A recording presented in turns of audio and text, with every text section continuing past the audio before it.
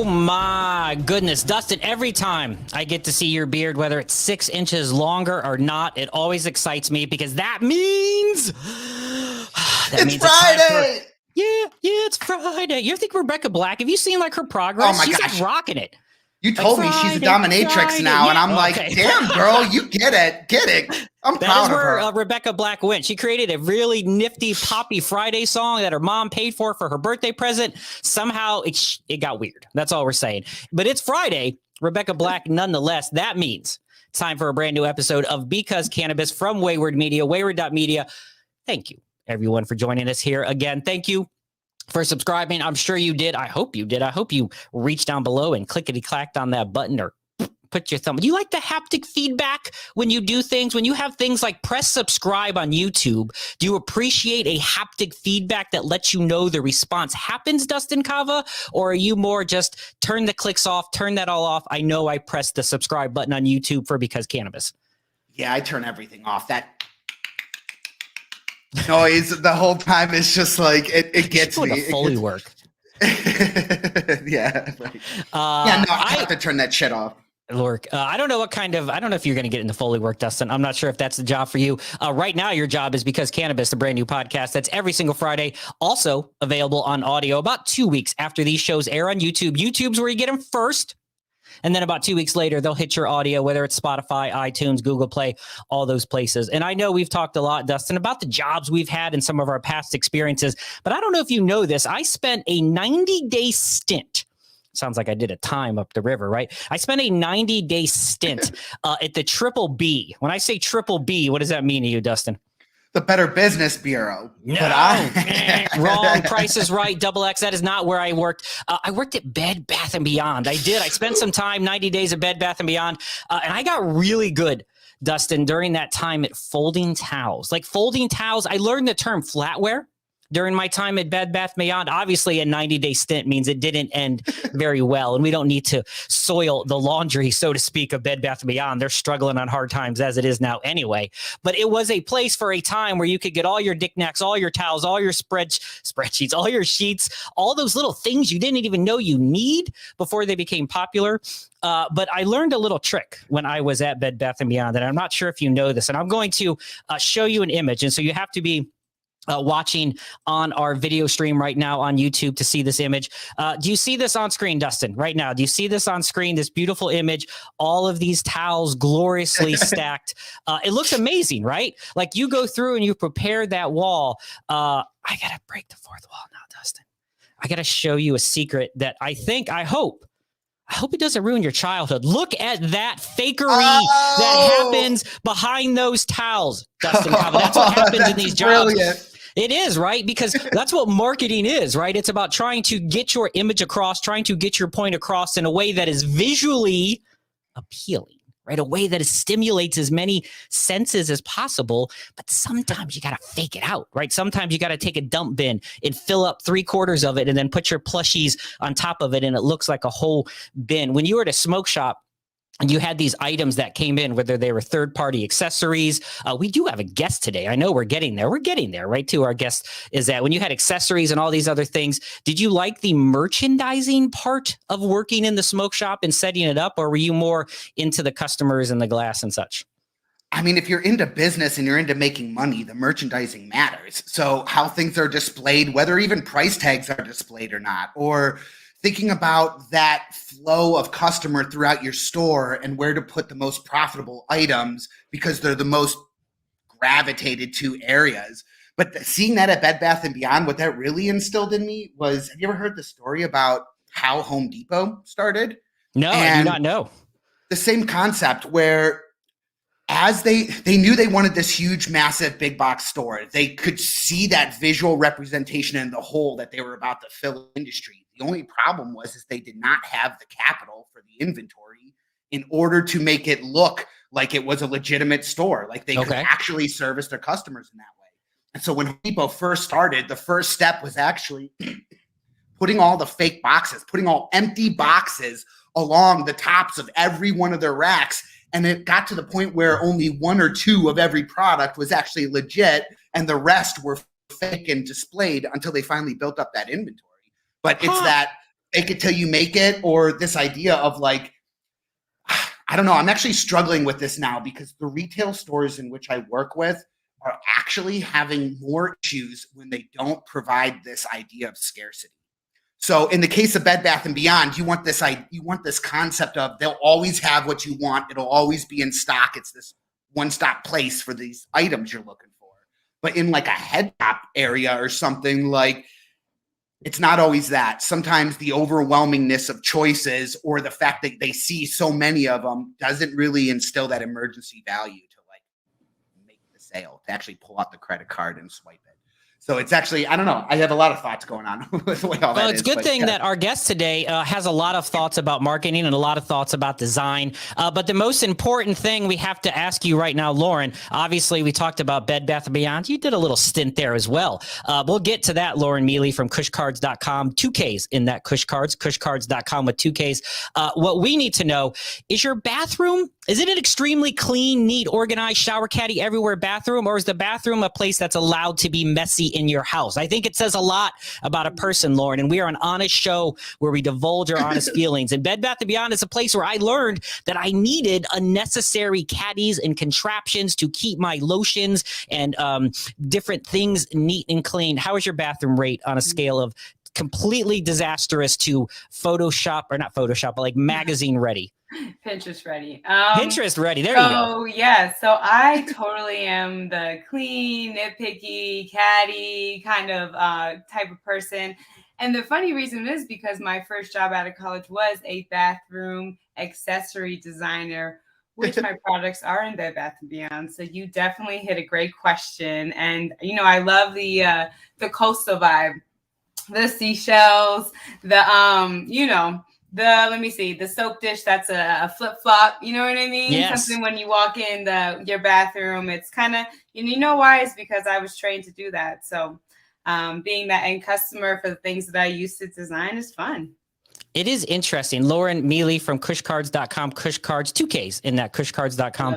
You know what's interesting, both of you, Dustin and Lauren. So I think, like, I was just in Florida. We've talked about this. I was just in Florida. My parents live down there. Their entire house, as most people's houses, is decorated with exactly what Lauren Miele from Kushkards.com was talking about. This coastal vibe and the flip-flops, life's a beach. All these puns are all over this, and these wooden signs and rope all over the place, and it works. But when we're up here, and I think you were in a colder area as well, when Dustin and I here in Cleveland, Ohio, when we're sitting up here, I don't know if I buy when I'm 2 degrees outside and I see a flip-flop or it's a 5 o'clock somewhere wood, I want to crack that over my knee. Like, it's not 5 o'clock, it's 4:20 somewhere in the freezing cold, right? So I don't know. Do you think, as a fashion designer, someone who went to college for this, Lauren, that the coastal vibe works in cold weather areas in the winter? Or do I got to shift out my interior design twice a year to fit that? You know, I don't think so. I think coastal is the #1 seller in at least fashion bath accessories. I do think it creates a nostalgic memory, like summer is coming type of thing. So I think, you know, coastal's cool. If they want to keep it all year round, keep it coastal. Keep it coastal. I love it, Dustin. Keep it coastal.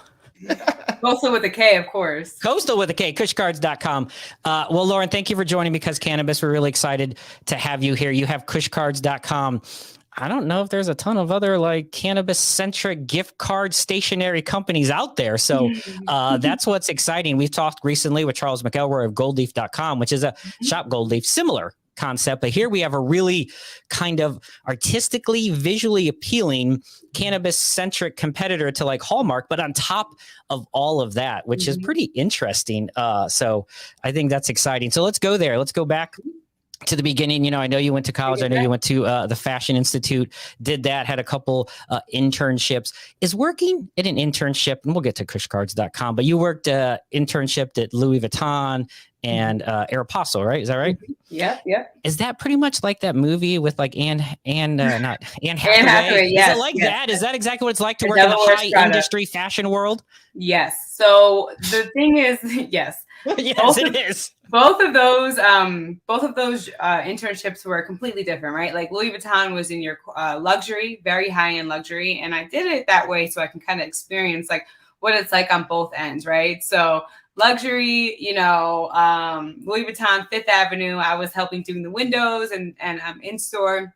visual merchandising. So I do know how important it is. Everything really is. Everything is thought about, before you walk in the store, more than you even think, right? So, and then, Aeropostale was the, complete opposite. It was, you were able to be creative. They listened to me. I engaged. I presented things to the CEO, ideas I had for the company. So, it was, there's two different sides. I think it really depends on your corporate culture and what brand or kind of company you're working for, because, but both are great. Going from, we clearly see what route you picked after both those experiences, so clearly you were like, these high fashion guys aren't as cool as this, guy that's high. Right.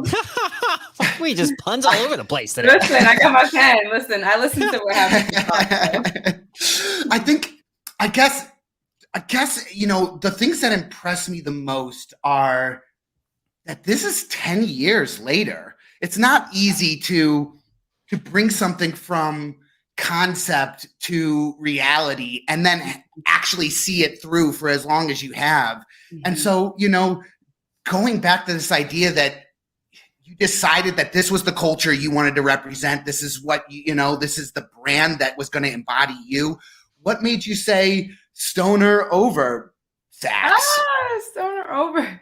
Well, to be honest, Kushkards came by complete surprise. So 2013 is, I never thought I would be an entrepreneur. I thought I would climb the corporate ladder, work for Nike or something in sports marketing. I don't know, just something like that.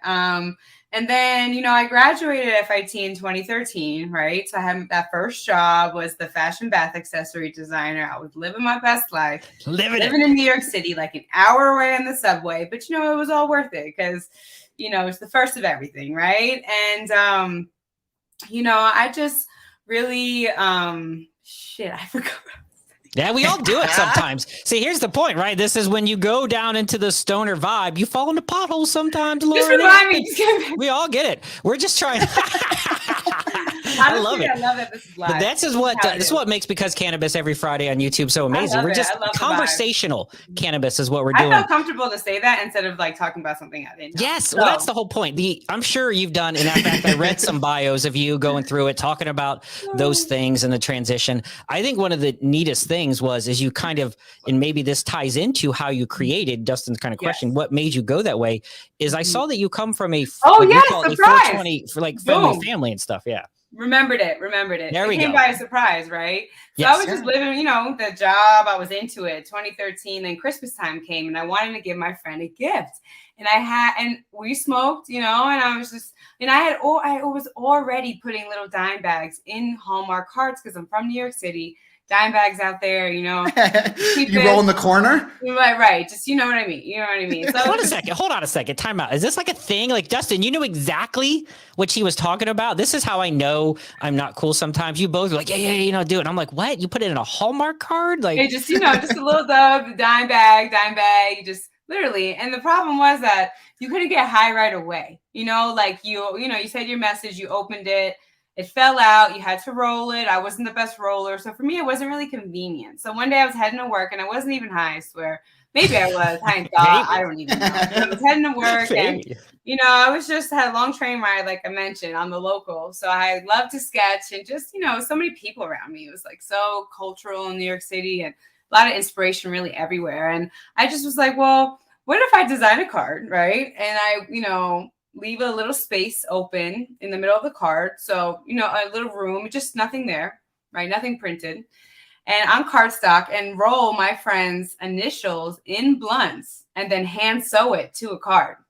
And I was like, so I started drawing. I'm like, it's kind of interesting. It's going to take a lot of work, but you know what? I'm like, this could be the perfect gift because it's already rolled, ready to go. You know what I mean? And that's where the concept of adding the match striker on the card came about because it was the convenience of getting the card and then getting high. There was no like, where's my lighter? You know what I mean? There was matches and there was a match striker on the card. So I love that. That's one of the coolest parts.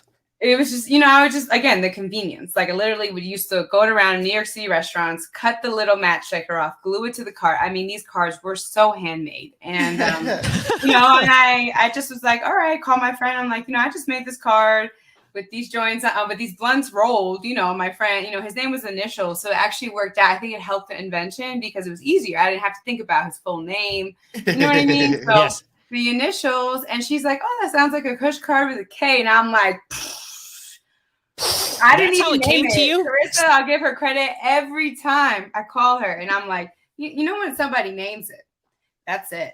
And she's like, I know you're going to do something with this. I know, like, this is you, right? So that was it. Just a friend says Kushkards.com, and it's literally a light bulb, mind-blown emoji, like, happened. That's how the name started? That's how it works. That is exactly how it works. I sent her a picture because literally the card was great. It said a special treat for a special person. And that's what all the cards back in the day said, because my pun game wasn't really there yet. So I was still working on it. Sure. But again, I would go to work, print it on cardstock, where I'd go get really nice paper. It became my hobby after work because I'm only 6 months into this job, if anything, maybe 4 months where I thought of Kush cards. But I had this amazing opportunity where I was just getting started. You know what I mean? So It was cool because and I found myself in the situation before, actually. So it's like, okay, here I thought of this great idea.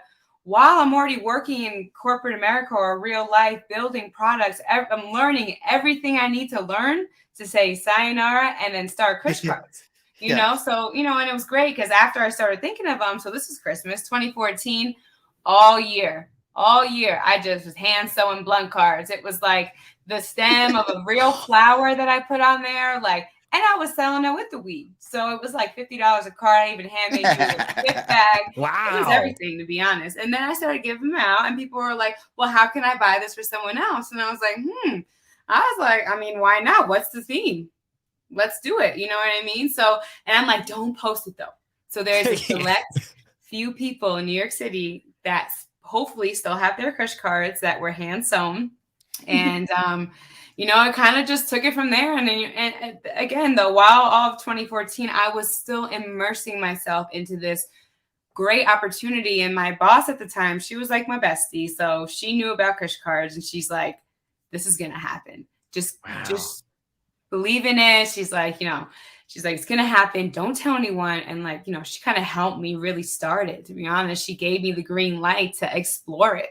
You know what I mean? We were in a small office, so it was really great. Again, I was meeting with Bed Bath & Beyond. I was learning how to build a product from idea, something I saw on the street. Ooh, I like that idea, to, a 2D, a 3D, a sample overseas, back to the showroom, put it in the showroom, walk them around, sell it, go to the store. I mean, it was the whole chain of product development, which is what I graduated for. So, I literally was just kind of, I was like, okay, all right, I got Kush cards. I'm going to keep doing it after work as my hobby. Sure. While keep, fully immersing myself into the great opportunity I had at the time. Can you remember where you were at the day you decided to jump off the cliff and go with Kush cards? Oh, yeah, definitely. So 3 years into that job now, I was like, okay, do I go get that new job, that mark, or do I go with Kush cards? And it was all signs, Kush cards. I mean, my boss knew the last maybe 6 to 8 months, I wasn't there. I was like doing what I had to do. But I mean, but what happened was my company got acquired. So this was so I actually ended up going with I went over with to the acquisition just for a little bit to kind of see what it was like. And I'm like, this is my shot. At that point, when I really started it in 2015, that's when I really sold the first one.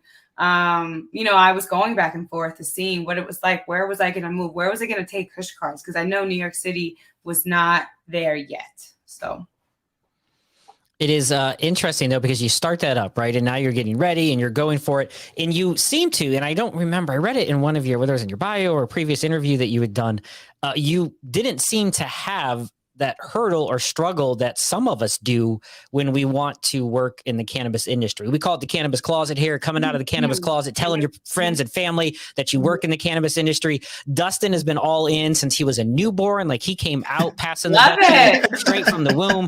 I discovered cannabis like 4 years ago, right now, a little longer, but like when I was 40, right? I'm very much a late in life kind of comer to this area or to this industry.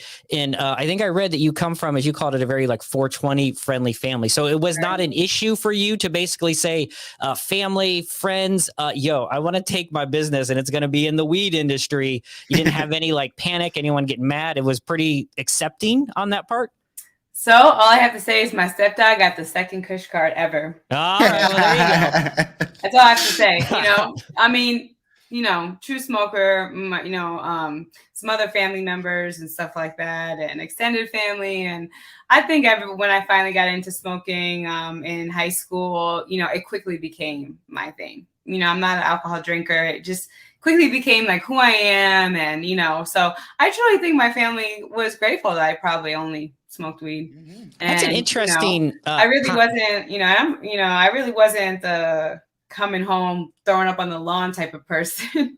I was coming home eating all the food, No, it's interesting though, because there was just an article recently, we're coming up on Christmas time here, but there was just an article recently that talked about how cannabis is overtaking consumption in the earlier stages of like young kids, right? What you just talked about, the stereotypical high school or maybe college person who's partying bro all the time and drinking until they pass out and binging, doing it again, that the cannabis consumption is becoming right. The scale, it's ticking up that way. And I think like, I'm thinking about this as a parent of high school age children. I have one that's older, and Dustin, you got kids coming up that are going to be there.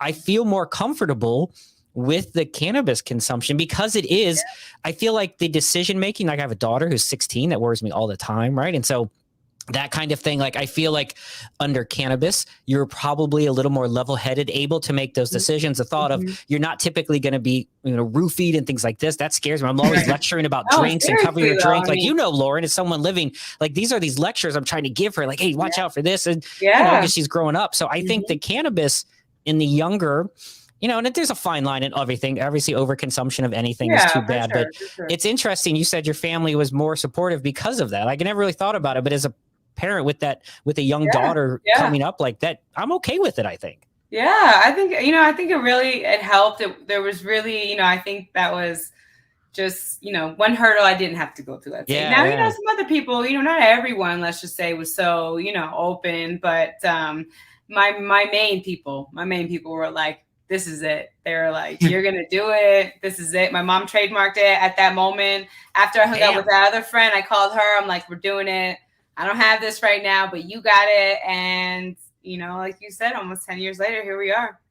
So now, what made you decide that Colorado was the place for you? That New York wasn't going to do it for, isn't the place for you to grow this? And what made you go out that way? And did you have to go out there alone? Was it this like, I picture this big city, and that being used now all of a sudden you see mountains. Packing up our station in a hobo bag, just going across the country. Yes. Oh no, I took my New York with me. Let me tell you, I took it with me, and I used it towards my advantage. When I got to Denver, I said, "Oh, okay." I said, "Okay." Well, so what happened was that I had high school friends who lived here, so it wasn't as foreign to really travel here. Where for me, like going to California would be so too much, expensive. Where Denver, I could come, I could stay in the area and I could walk all the dispensaries and hand out samples. You know what I mean? And I can really, I could really grassroot myself from Denver. It's cheap to live. It's easy to get around. And also weed is legal. I mean, that was a huge part of it. So, so during that, so 2015 comes around, right? I'm still doing the handmade cards. And then I decided, you know what? Let me make this mass market and let me go for it. Made a website. I made 10 cards. Actually, this card, Let's Burn card, is still part of it today, and it was one of the first. Oh, one of the first designs, still going strong, huh? Still going strong. Yeah. And I was like, you know what? Let's try this. And so the High Times Cannabis Cup, the last one in Denver, April 4/20 of April of 2015, a girls trip. I went out there. I was like, you know what? Why not?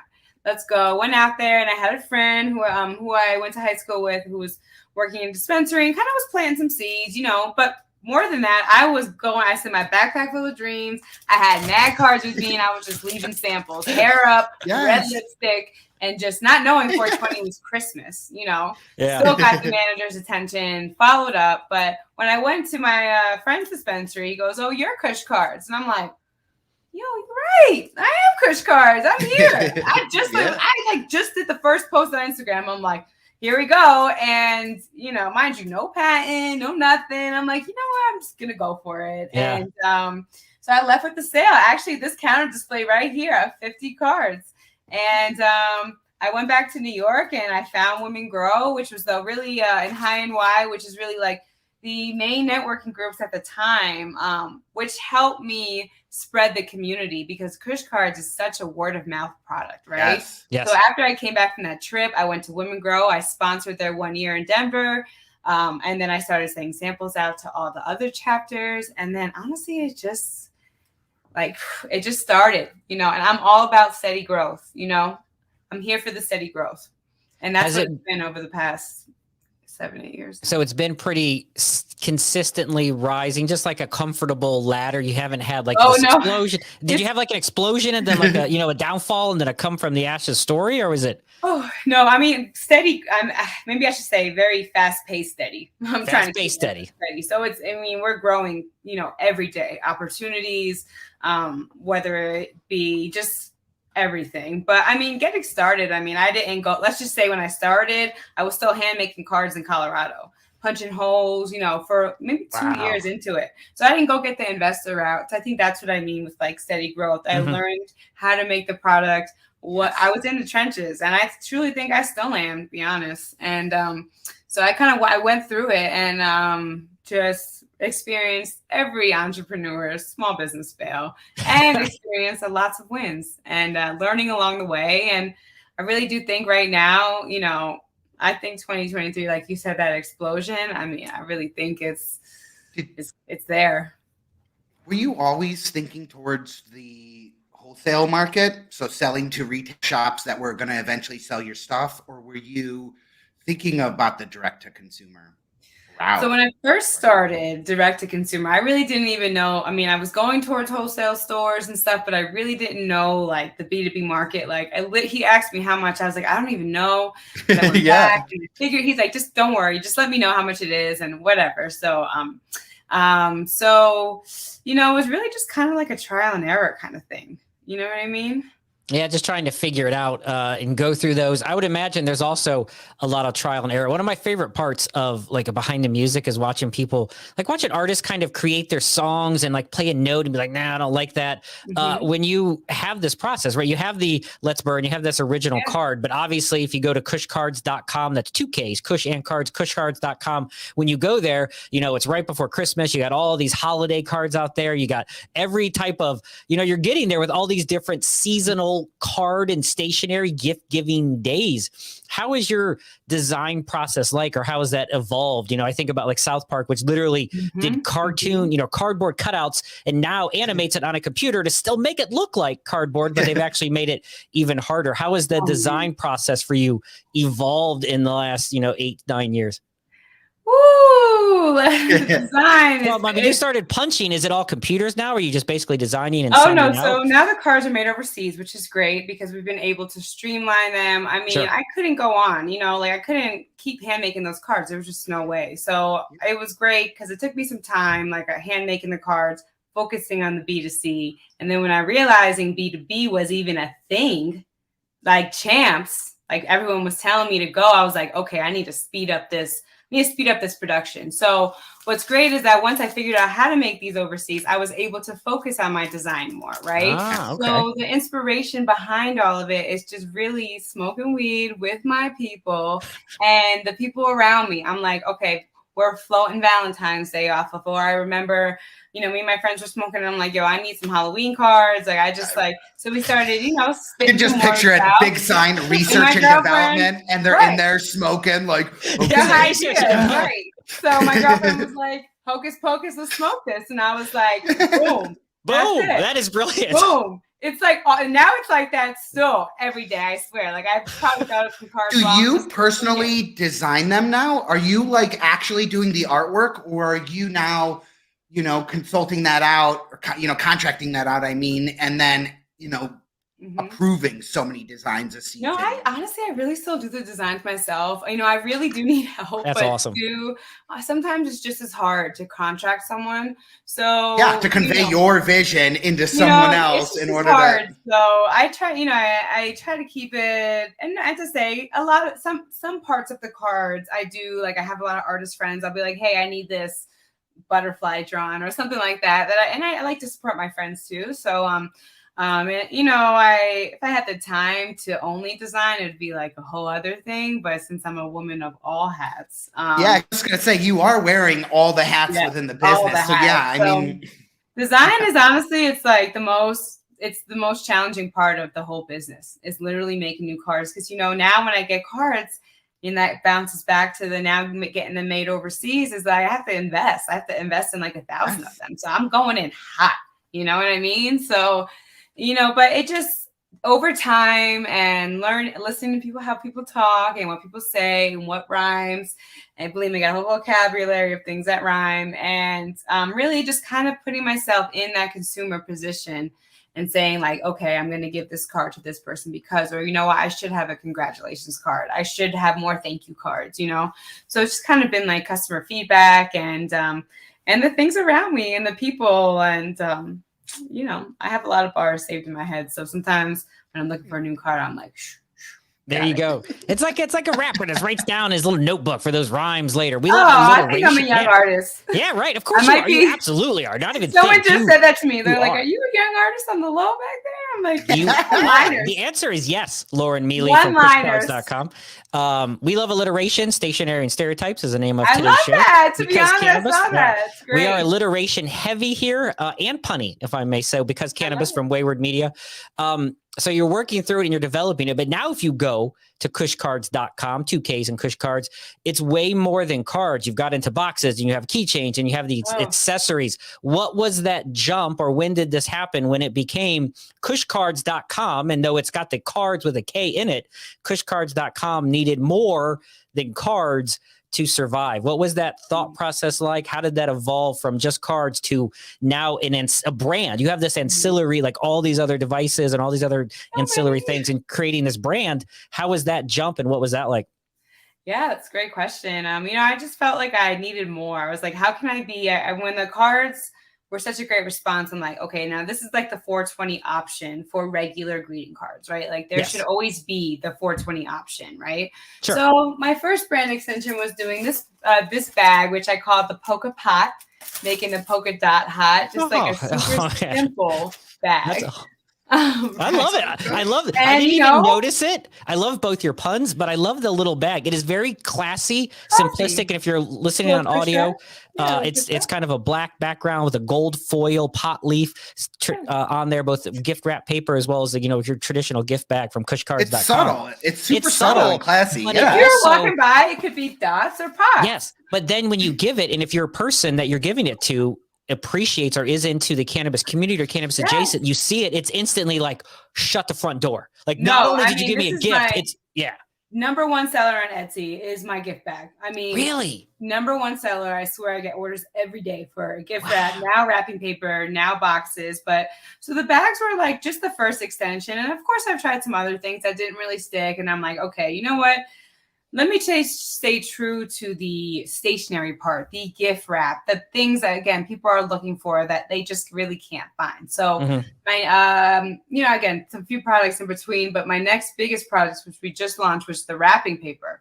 So wrapping paper sheets, and, I've always wanted to do wrapping paper. And I was like, I'm finally going to do it. And we've sold out 3 times now to both wholesale and regular consumer. I like to do these little videos on social media where I, wrap some gifts and, just wrap it, stay wrapping. Oh, stay wrapping. There you go.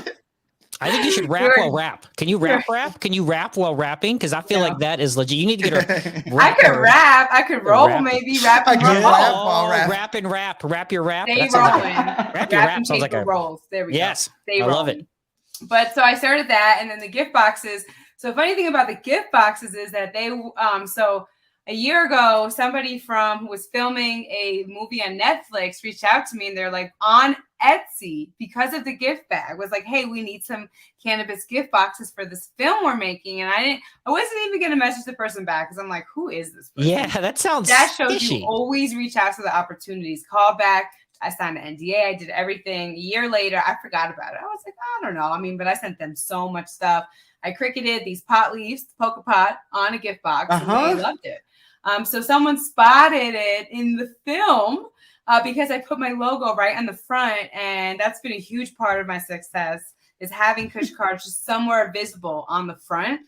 It was spotted, and it wasn't the main feature like they said, but they still put it in there, and like they zoom up on it. And so I was like, I should make these gift boxes, and everyone keeps asking me. So I made gift boxes, and now I sell gift box sets. My annual stoner stocking for the past 5 years, I gather all small businesses, put them in the stocking and the box. And then I was like, okay, well, what other trinkets can I make? And then these little keychains came about. And I was like, okay, my camera. I was like, this is kind of cute. And then, oh my God, it's so much. These little charms came about, my naughty charms, which my whole naughty card collection is amazing. Is that like a peach, New like brand. an emoji? Yeah, it's a peach emoji. It's like if you want some ass for Christmas, if I'm being honest. I like how you tried to pause. You're like, what am I going to say for this? And if you're listening on audio, obviously you heard that. Watching on video and Because Cannabis on YouTube channel, Lauren Miele from Kushkards.com holding up some of her awesome keychains. So you went the naughty keychain chain. By the way, we noticed in one of your bio, not to make fun of you, but I was like, Dustin, her stuff is in the, I didn't know there was a museum of sex. I learned about that. I'm not shocked that you're in Spencer's. Spencer's is a rite of passage for us in middle schoolers, particularly when I was young. Spencer's was the only place that you could see little coffee mugs with, breast in a bikini kind of thing. It was the only place you could find blacklight posters was Spencer's Gifts. There was always that little adult section. So you took Kushkards and went to a naughty Kushkards version? I totally forgot about the biggest brand extension that I named all those things and completely skipped over. Yes. Naughty Cards by Naughty Kushkards. Cards. Happened that's awesome. In 2020, actually. 2020. I wasn't. It's funny. I want to know. Yeah, I like how. So you had your set. I picture like if you can't cut the mustard, lick the jar or something. Like I picture like. We already know that Lauren gets a little high and has brainstorming. So when do you get high and you're like, we should make this sexy? Like we should sex up Kushkards. I was already in adult stores. So I was going to say you're in 4,000 stores, so it's like it's a logical progression. I was already in these adult stores and who are going to Champs looking for something new. The Museum of Sex happened because I go to a lot of different types of trade shows, not just cannabis ones. And I was just thinking, a lot of those adult stores are very conservative. You would think. You wouldn't think, but with the cannabis part. So I was like, well, what if I made a way for them not to say no? If I had an option that was completely different. Love it. And, honestly, it was another niche that was wide open. They needed a funny, updated, trendy greeting card because a lot of them are just like the firefighter with the shirts off, which is cute. But I just feel like, I started going to some B2B shows and all the feedback I kept hearing was, finally, we can throw these greeting cards out. Finally, they're collecting dust. Finally, I can use my displays. And I was like, oh my God, I didn't even realize, But at the end of the day, I was out there going to educate them why, they should have a little smoke section in every adult store. And then the stores that weren't were like, we'll take the naughty cards though. And I'm like, that's it. No worries. No worries. So it was, of course I thought about, this is like a, do I go that route? Has it turned people off? Yes, I'm sure. Has maybe got some unfollows or have just one store email me saying, I don't approve of this. And, yes, but that's so awesome. Well, here's that's so good. Your family was okay with the cannabis company. Were they more uncomfortable with the cards that say bongs and schlongs or jingle bell, jingle bell, jingle bell cock? Yeah, that's on their naughty cards. Were they more embarrassed by that or the weed? Which one were they more comfortable with? Mom, Dad, here's my new card. Come light this tree. Get it? It's a cum joke. Was that like a little awkward at Thanksgiving? I love it. I love it so much. That didn't even run by them. I just said, this is what I'm doing. And they said it's smart. And but definitely, definitely not having the naughty cards out at like Thanksgiving or Christmas or something, definitely keeping those in the back. But no, I think everyone's cool with that. I even showed my dad recently.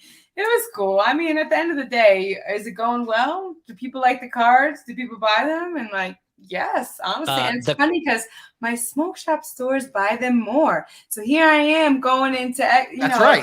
It's the same market. I mean, like the smoke shop industry made a killing off of glass dildos and a whole manner of other specialized sex toys. That gap is happening. Yeah, exactly. Yeah.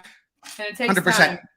And now the sex shops, because of the way the industry has shifted in sex towards the media, the idea that the internet is now this place instead of these theaters and so on, they've had to truly think about their place within the industry, and smoking is a very large portion of that. Even with private truckers and stuff like that, guys who are not getting weighed and tested all the time but are still transferring equipment, those adult marts and stuff like that are now 60 stores in with pipes on every one of them. I did not know this. Yeah. Oh, the adult industry is huge. I actually got nominated for Woman of the Year in the XBiz.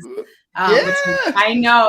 Used to build websites for the adult industry, large social networks, and so I'm like, girl, PG-13 people. Keep it PG-13. Sorry. I meant no, you can say whatever you want. No, I'm totally kidding. We can go crazy hard. We just don't get. But I think it's hilarious that I'm both honored, and then once again, I'm always thinking about how I tell my family, because that's where my brain goes. Like, hey, I'm going to win this adult video, or not this adult award. I know. But it's still an award. It's like a major award still. I mean, so in the I say adult industry because I'm in many industries. I'm in the cannabis, the smoke shop, which I do think the smoke shop and cannabis industry are different. And the home industry. And so I say that because it's called XBiz, which is a platform for adult retailers. They have awards, they have trade shows and whatnot. So to be in the industry for just the only 2 years, I would say, and to be nominated, I was like, wow, like, heck yeah. Okay, I really am making an impact in bringing these weed cards into adult stores like Adam and Eve now. Now we're at every Hustler store, and every Hustler picked up the Kush card, the Naughty card, and the one-hitter card. I'm so proud. 4,000 shops is not a small feat. We have guys who have been building networks for 15 years, and 500, 700 stores is like, that to me is like, you fucking did it. But 4,000 stores with that many eyes on you, it really is an incredible feat, and you should be extremely proud of yourself. But it brings up one question to me, which is, as you are attributing your success or thinking back on your success, do you find yourself thinking more along the lines of, I want to reword this. At what percentage do you find your success luck? And at what percentage do you find it being just the due diligence you're willing to have the boots on the ground and to knock on all these doors and to see something through? What exactly do you think your success is? I mean, I think it has to be the second option, the persistency. I think it has to be the work, because, so many people have, I thought of that, but didn't do it.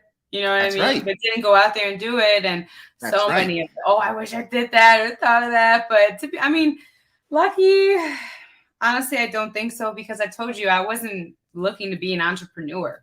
This just happened out of nowhere. This just happened as a way to give a friend a gift, and it turned into the gift with the lift. So the gift with we are pun all over the place. Just a branding show. I want to go back to something you just said, because I think it's interesting. Describe to me in your brain, and then we can talk about it, the differences between like stoner market and head shop or smoke shop market. When you say that there is a difference between those two markets. Yeah, and I know Dustin knows, because Dustin knows really well, but define it, because I'm not sure exactly what you mean.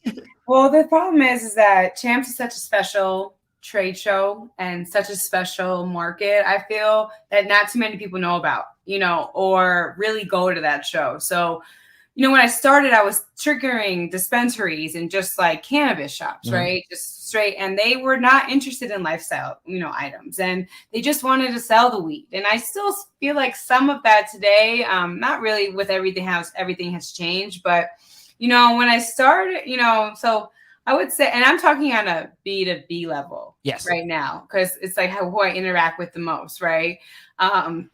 And the cannabis industry just took so long to catch on, to the idea to put something else besides just an upsell. weed. They said, we are making so much money off the product. Why the hell do I need an upsell? Which I shouldn't just throw it to them for free as like because the card started, the one hitter came later in the business. So just put your joint, in here. You can sell it. You don't probably need help on your pre-roll sales, but have fun, right? Yeah, but you're right though. It is that additional register-based sale, which correct. In the dispensary, the upsell is more weed. It's like, oh, you want they don't flour? Need it, but they shouldn't think like that. I am almost certain that I saw you at Champs. Yeah. Probably. Oh, you guys had a past meeting somewhere? I am pretty sure that you had a booth across from a good friend of mine, Divider Pro, which was a silicone container. Yes, situation. You know why? Yes, and I booth with Budman Stu, who had the little jewelry mug. Because that's when I got started. I could not afford the booth. So I was like, you know what? He let me have one side of the table, had these foam core boards. I had cards on here. And then all of a sudden at Champs, like everyone. I think I have one of your, I think you sampled me one of your cards back then. And I think I still have it somewhere. Have it. It might be the Let's Burn. I promise you, it might be the Let's Burn. Yes, I think it is too. It is so crazy. You have to find it and let me know. But honestly, I started going there. But what I learned, and it's so funny because there's like such a language barrier too in the smoke shop world. But they still loved it. They still thought like, wow, I never thought to sell something like a greeting card in a smoke shop. Like, this is the cheapest purchase order you are leaving with in this building. Why not? And that was I learned that as I, my 5 years at Champs or whatever, going to them, learn that, so, and then that's kind of where the one hitter actually came about, is because now I'm like, okay, I'm going to every show, going to every Champs now. This is like, I'm leaving with thousands of card orders. And I'm like, thank God I'm making them overseas now. I'm kind of like growing, right, in this, nice path here. And then they were like, well, the cards are great, but people are like, where can we get the pre-rolls? Because at that time there were no CBD or hemp pre-rolls that are really out there. And I'm like, shit, I don't know. And a lot of states that were super illegal, so then, just chopping around with a friend, and someone who else thought of this was like, well, why don't you put these, because she was doing these like cute printed one hitter. She's like, why don't you put a one hitter on a card? And I was like, let me try that. I don't smoke out of these, but everyone has back in the day. So 2 hits out of that little one hitter fucking lays me on my ass. And I smoke blunts all day, but that little fucking one hitter does its job. They are awesome. So I attached the one hitter. I figured out how to print on it. And of course, the making of the cards just got harder. Because who do you think attaches these? They don't get attached by a and the weight difference just in shipping. You just tripled your shipping. You're not shipping like a media mail anymore. You're shipping like the bubble something mail. else. I had to get a bubble mail. Yeah, things changed. But let me tell you, when I added that one hitter, that was the explosion. If I had to really think of what made it take off, because then when I went back to Champs, I've never made more money in a B2B show, because they were like, but the best part is with the one hitter is that every shop has the white one hitter. Yes. So them seeing it on a card, I'm like, your customer. Yeah, you just sold it twice. You sold an upsell because it's decorative, and then they're also getting this additional card, so you can double your profit on something that normally wouldn't have been very profitable. Exactly. You provide value that way. Right. And the cards are $10, so they make a good margin on them, and and it just really, and I really give my credit to that show, but also for me showing up and sharing booths and then getting my own booths, and now recently partnering with the master distributor, which is where I'm in their booth now. So Drip Can Drop you name Distro. Who you're distributing with? Drip Drop Distro is my master distributor, and they are one of the main sponsors of the show, and confirming next year they'll be as well. So now I went from all these stages, and now I'm in the sponsors booth, and great traction, and we have a money machine that you can go in, and but honestly, like all so natural. so natural. You say it almost sounds silly, like think about the money machine, but it seems like it's evolved really well though. Like the whole line of it, even going back to the naughty cards. And if I'm on Kushkards.com right now, looking through it, Kushkards 2Ks, you got comic book type things on there and these stickers and all those. I want to ask you a question because I was looking for something and I only see one. And so I'm wondering, if it went well or if you've thought about it, how those gone. So a lot of kids these days get into the collabs, right? We put that X in there and we get with someone else. You got some Tommy Chong centric merchandise in there. Have you gone down? Obviously, that one you did. Have you thought about it? And I would imagine it seems a very collab friendly product for a variety of cannabis companies. Have you got into that kind of branded selling, like white labeling essentially? Or is that something you like? What's that been like? And I'm sure people have asked you, what's that process been like for you? Sure. Well, I would say licensing really is kind of like what that Tommy Chong is. The first was with Jay and Silent Bob. So they approached me first. Rocked It Out when the movie came out, their reboot. So it was around that time and they went great. That kind of just naturally ended because you have to think about it. I'm doing all the work. I invest in the cards and I'm not getting them made over in China because I don't know if these are going to sell. So we are hand making these cards. So we still hand make the cards when we do collaborations that we can't fully go into. So then Tommy Chong saw the Jay and Silent Bob. I believe the team came up to me. They're like, we should do this. This is great. And I think they've just been kind of thinking about it for a while just as well. And the team over the Chongson team is great. And we had a great run with, and we're still selling them, still doing the cards and licensing. But again, I kind of sometimes have to put it a little, not on like the back burner, but if I'm being realistic with my resources. Well, you're thinking about, exactly. And you're thinking about, I only have a certain amount of time and a certain amount of time to wear my hats. At the same point, like, am I really going to do this for something that I don't make as much money off of, even though it has all this other authority and added benefit to it? I think it makes a lot of sense. That's why I still have them up there for people.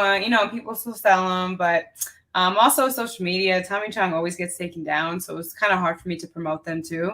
Even his face to me smoking or something like that. So, but honestly, I'm open to really, licensing opportunities with really anyone because we will get the job done. But being such a small team right now, and it's just kind of, you're right. Like, what do I have? 10,000. What can I do well? That's the other part, which makes it probably more convenient for you in advertising is because you're focusing so heavily on B2B. You just talked about Tommy Chong. We've gotten kicked off YouTube for silly things we had a humidor that was cannabis centric that got us kicked off because it's a humidor, right? There's nothing there. It's just had Cannador in the name. So we had these things. So because of that, your advertising, you're not out there on Instagram constantly. I mean, you can be, but you're not as pressured to always push that to the consumer. You're more building brand awareness and such. So you can be a little easier on the social media as far as like the direct sale push, because that's where you get dinged. Your native posted stuff, the sales part in the links, that's what'll get you. And you don't have to, I mean, you can. No, but that loyalty that she's growing, it's such a personalized gift. And so when they get that, there's no chance in hell that they're not flipping it over and seeing the Kushkards logo. Like, no, there's something there that's like, it's so... Yeah, exactly. Exactly. Right. And so, in certain capacities, to me, it's like, I don't know, you're adding this like family or familiar and nostalgia touch. You're adding, there's a lot of things that are triggering in my head when I get something like that. And each one guarantees loyalty in some capacity. They're all very, very good. I mean, it's very special if you get a Kush card. First, if you get the one-hitter card, that's great because you have your little pipe forever. It's nostalgic. It's novelty. Then if you get one with a joint or a big fat blunt on it, that's even better. Someone took the time, rolled that, or went to the dispensary. And it's just like the most thoughtful gift. And, right now I actually am taking a switch, since I partner with my master distributor, I get to focus on more of the B2C, and I'm actually quite enjoying it because, that's also where the word of, it just starts everywhere. So I actually have finally tapping into my following on social media and realizing what works and just obviously ever evolving with the trends, but I'm finally tapping in. And this Black Friday, I could not believe how many people just signed up for the newsletters or sales. And I actually still pack the retail orders. Yes. Like off Kushkards.com because I truly love seeing like where they're going or just like I don't know if I know someone or just throwing in swag and stuff. And honestly, it just makes I'd still do the happy dance every time I hear the ching. And I'm like, oh, what they get, and just That's the keychains awesome. and the charms and the ever-going collaboration with Toker Poker. I mean, these are my buddies. I'm sure you guys. Love 'em. Oh yeah. Yep, I know exactly what you're talking about. Wrapped around. There we go. Yeah, not these, but you can. So we have our baked one for our bounce thing. There we go. Boom, boom, boom. But yeah, so we match our cards. So another fun local Colorado brand that collab with. And honestly, I get the most amazing messages about just having the branded Toker Pokers, or looking forward to all of our drops that we have. So it's really special. I feel like Kushkards is way beyond just me now. So. And we should add, if you're listening to this on YouTube, December 23rd, when the show aired, it's a brand new, till the end of the year. There's some sales going on, orders off. There's codes on kushkards.com with the double K. You can head to get your post-Christmas gift. Get ready for the following year. So Valentine's Day is already up. Valentine's Day is coming up. Get those sales. Well, I was going to ask, as we kind of close out here, Lauren, what is the future? Like, you got these cards, you got these accessories, you now have this distributor lined up. And so you talked about maybe getting more into B and C. And so your immediate future is obviously keeping these things going, getting bigger, scaling up a little bit more. Where do you think Kushkards goes? It's 2023, like by 2 years, like 2025, if you had to kind of project your future, base it off of, where do you want to be? Like, what do you want? You want to keep What do I want, or what do I think? Well, maybe it's a two-part question. Where do you think you'll be? Where do you think you'll be? Oh my goodness. Well, 2023, I would say, is a crucial year for my B2B growth. And so it's kind of hard because I'm kind of, I would say, like, for example, this is the first year that I'll be in the sponsors booth, like every Champs. We're going to multiple shows, and I'm not paying for a booth anymore, and they can sell. They're actually paying us to come now, or That's I'm awesome. like, what? I'm like, awesome. I fucking made it. That's awesome. Yes. Yeah, they're right there. Look how excited we are. It's funny because I showed up every time, not asking for nothing. They're like, we see you, and I was like, I appreciate that. So, seeing what happens there, and everything has been going well. So, I really see myself. I'm not too sure in Colorado. I'll be 100%. Where would you go? I think I go back to New York, where I'm from.